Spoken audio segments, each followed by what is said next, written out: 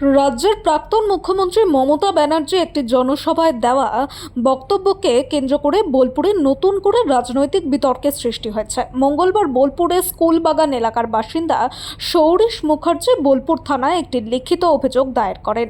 অভিযোগ অনুযায়ী গত 9 মার্চ কলকাতার মেট্রো চ্যানেলে অনুষ্ঠিত একটি সভা বা অবস্থান কর্মসূচিতে প্রাক্তন মুখ্যমন্ত্রীর দেওয়া একটি বক্তব্য তার সরকারি সোশ্যাল মিডিয়া প্ল্যাটফর্ম থেকে সরাসরি সম্প্রচারিত হয়। অভিযোগকারীর দাবি, ওই বক্তব্য পরে বিভিন্ন সামাজিক যোগাযোগ মাধ্যমে দ্রুত ছড়িয়ে পড়ে এবং তা জনমনে উদ্বেগ ও আশঙ্কার পরিবেশ তৈরি করতে পারে। লিখিত অভিযোগে বলা হয়েছে, সরকারি ও যাচাইকৃত ডিজিটাল প্ল্যাটফর্ম থেকে এ ধরনের সংবেদনশীল মন্তব্য সম্প্রচারিত হওয়ায় তার প্রভাব সাধারণ মানুষের মধ্যে ব্যাপকভাবে ছড়িয়ে পড়ার সম্ভাবনা থাকে।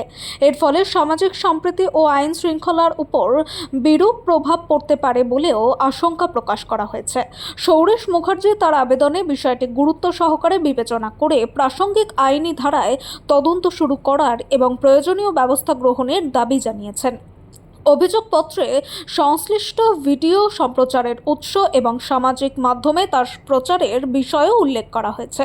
এই ঘটনাকে কেন্দ্র করে রাজনৈতিক মহলে জোর আলোচনা শুরু হয়েছে। অভিযোগের ভিত্তিতে প্রশাসন কী পদক্ষেপ গ্রহণ করে সেদিকেই এখন নজর রাজনৈতিক মহল ও সাধারণ মানুষের।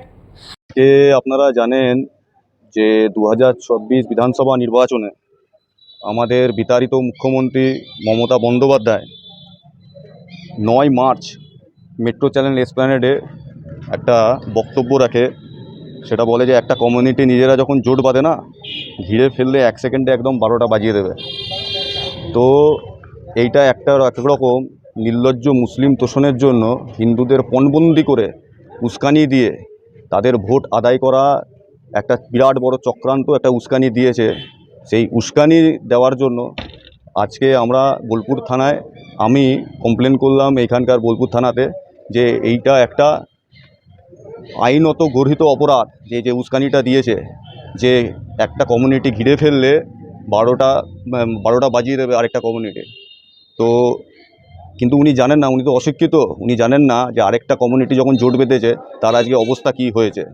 আমার এটাও মনে হয়েছে যে আজকে অভিষেক বন্দ্যোপাধ্যায়েরও একটা কুখ্যাত উক্তি বলেছিল যে ওর পাবলিক মিটিংয়ে, যে 4 তারিখে দেখব যে দিল্লির কোন বাপরা বিজেপির নেতাদের বাঁচাতে আসে।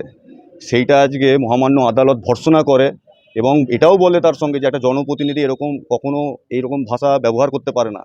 সেই ক্ষেত্রে আমি মনে করি যে সে তার থেকেও 10 গুণ বেশি দণ্ডনীয় অপরাধ বা বাজে কথা বলেছেন আমাদের মমতা বন্দ্যোপাধ্যায়, এবং তার 10 গুণ তার শাস্তি পাওয়া উচিত এবং আইনের আওতায় এনে ইমিডিয়েট ওনাকে অ্যারেস্ট করা উচিত, যাতে উনি কী ষড়যন্ত্র করেছে বা করবেন ভবিষ্যতে সেটা তদন্ত হওয়া উচিত।